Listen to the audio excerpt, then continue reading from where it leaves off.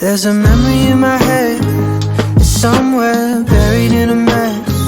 You touch me and how could I forget what brought me to you?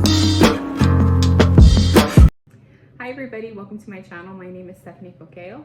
If you've never been on my channel before, I primarily do travel videos, and I've also recently started introducing some new videos in which I am an American and I have a Thai husband. So I really want to talk about that in this video because someone specifically requested it.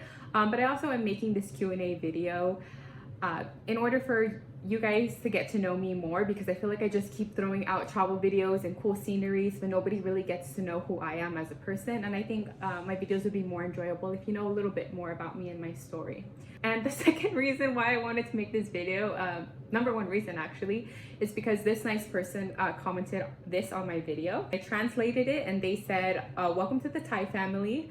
I'll try my best to help promote and encourage more Thais to follow this channel. It would also be great if you could do a Q&A introducing yourself or telling us how you became a Thai daughter-in-law. People would definitely want to get to know you. And it's really been my inspiration to keep going and making my videos. Just that someone really appreciates it and wants to get to know me more. So this Q&A is mainly for that sweet person. And yes, let's go ahead and just get started. I'll stop talking. Well, no, I won't stop talking, but we'll get started on the Q&A. These are the questions that I'm going to be answering in this video in case you want to skip through and only care about some. I came up with those questions, but I thought they were a good base to let you know why I do the videos that I do. First one is, what is my name and how old am I? My name is Stephanie. I am an American and I am 28 years old. And I want to add this, I am American, but I am first generation American. Both my mom and dad were born in Guatemala. And then my dad immigrated to this country, to America, when he was, I think, 11. And my mom immigrated when she was 18, and they met. And here I am, born and raised in California. So yeah, I am American, I speak Spanish. And the next question, I think, is the biggest question, is why did I move to Thailand? And I think that starts everything else. Why did I move to Thailand? Why do I have a Thai husband? Why do I make Thai YouTube videos? So I thought this was a very important one. And there's a long story to this, so I really want to make it as short as possible, and I hope it's interesting.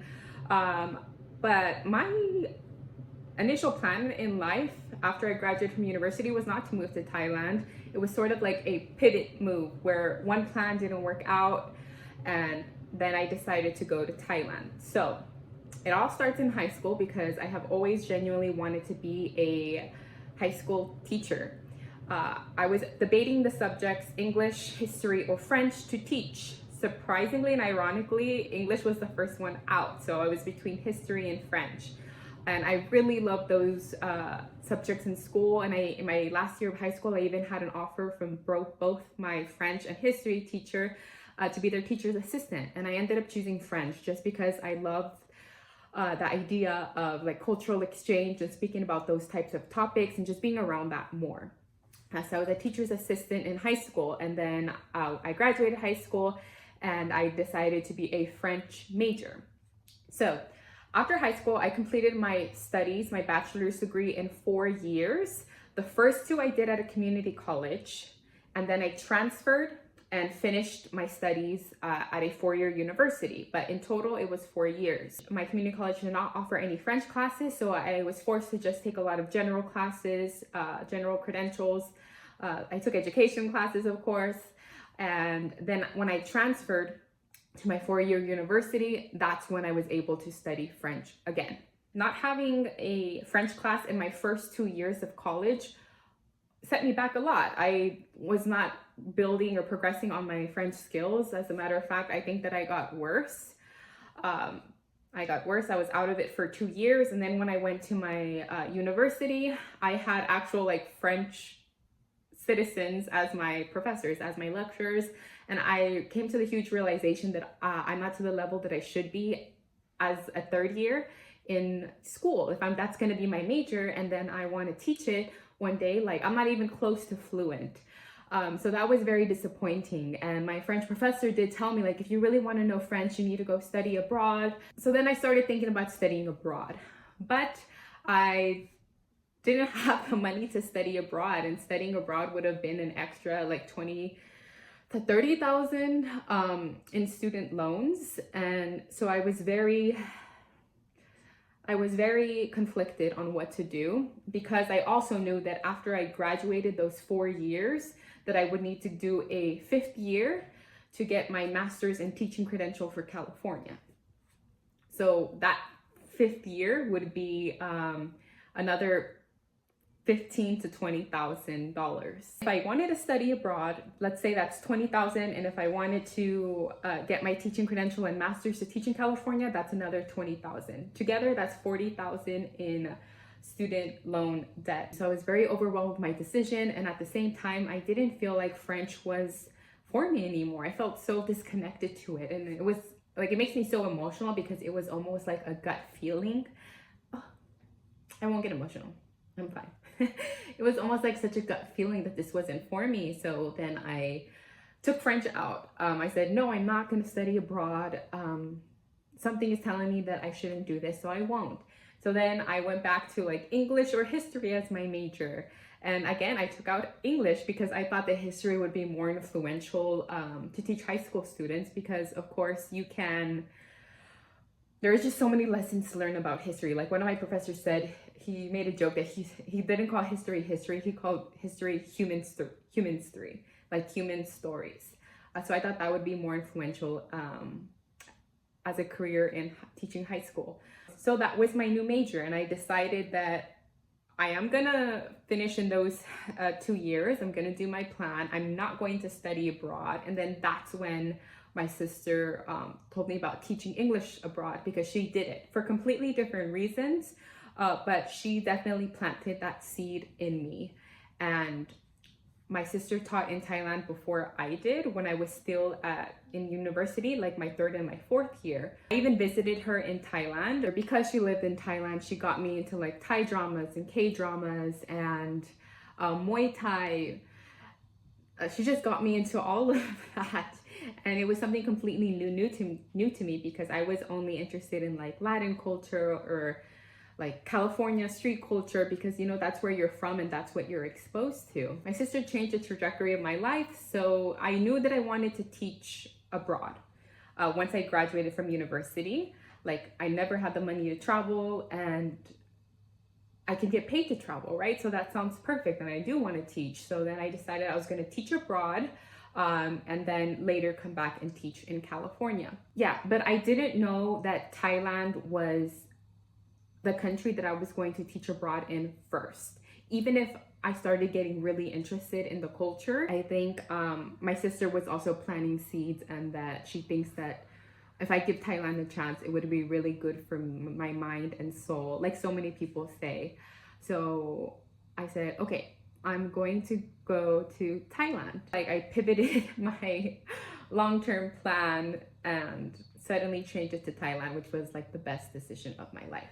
So to wrap up that timeline, I finished school, getting my bachelor's degree in 4 years. Like that was my plan.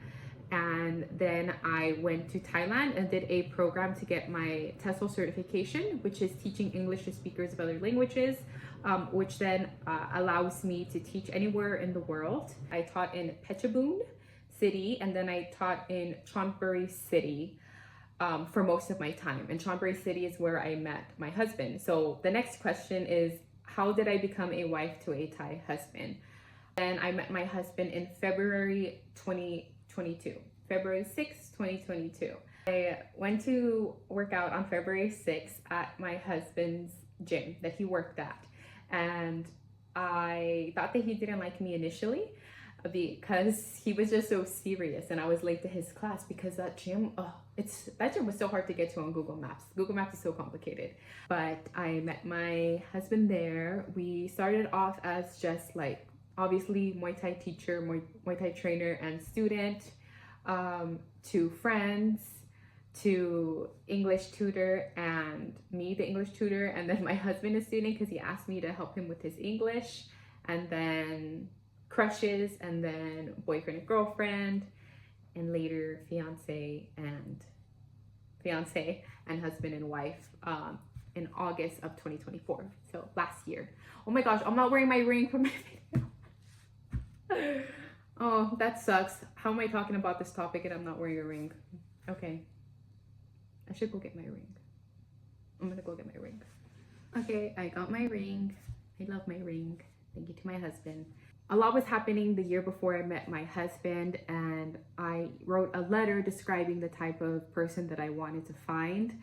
So I really want to talk about that part of my life in the next video. I think I want to title it like how I prayed / manifested my husband, because I wrote a letter detailing everything that I wanted in a partner, and my husband said those things to me the day that he confessed his feelings to me. Like, it's insane, and I feel like it's only something that God, the universe, whatever you believe in, has planned for us in our lives. Like, he is my soulmate 100%.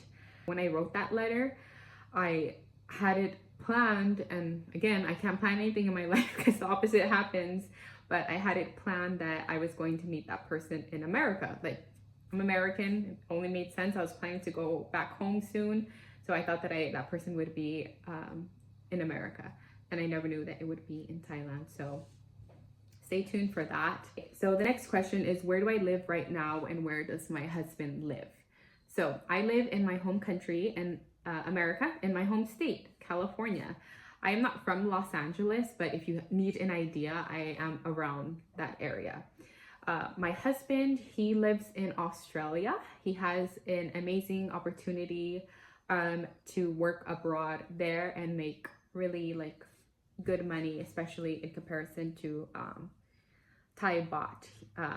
So I'm very proud of him for the opportunity that he has. We are in a long distance marriage, but we're doing the best that we can. Hopefully we can be together soon once we make some decisions, but right now we are in a long distance marriage, so you won't really see him in any immediate upcoming videos.